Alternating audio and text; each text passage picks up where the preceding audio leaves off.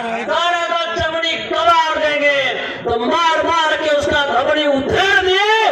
इसीलिए आप लोग सब लोग हाथ उठाइए, दोनों हाथ उठाइए, जोर से उठाइए। गंगा भैया को उठाए नहीं, कांग्रेस वाला खूनी पंजा रहे तो 60 साल तक देश में दंगा ही दंगा कराया। मुट्ठी बांध कर बोलिए पंजा नहीं। भारत माता की आवाज नहीं आया, भारत माता की। मंच वाले भैया नाराज है क्या? भारत माता की। हम लोगों के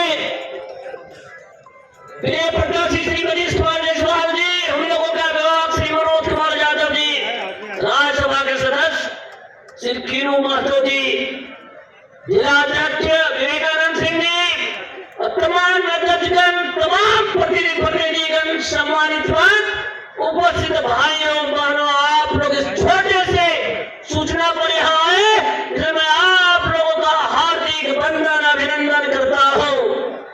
मित्रों, लोकसभा का चुनाव है, बहुत लोग कुछ कहेंगे, खासकर इस चौपारण वाला जो जब डुगडुगी बजाएगा, झूठ सच बोलेगा, उसके फांस में फंसना नहीं, क्योंकि आपको थोड़ा आज करना चाहिए।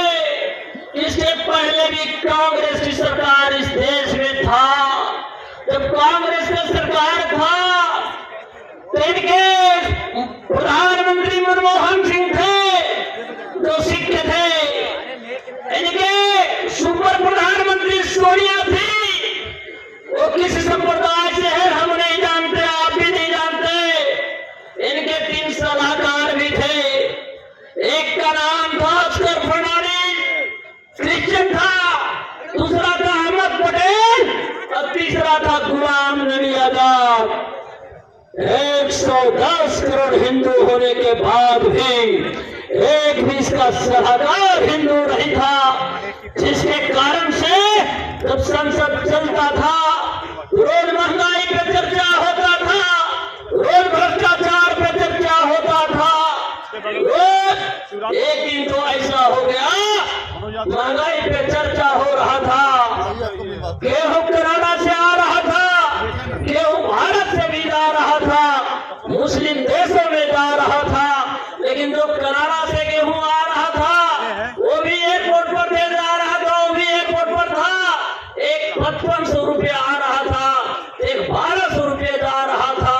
ये तुष्टीकरण कांग्रेस के लोग इस प्रकार से कर रहे थे, पूरे देश को महंगाई में धकेल दिए थे, पूरे भारत में जो है कहीं न कहीं रोज हमला होता था, दिल्ली में हमला होता था, कलकत्ता में होता था, हवाई जहाज पे हमला होता था, ट्रेनों में होता था, बसों में होता था, रोज होता था, यहाँ तक कि संसद भवन पर भी हमला होता था।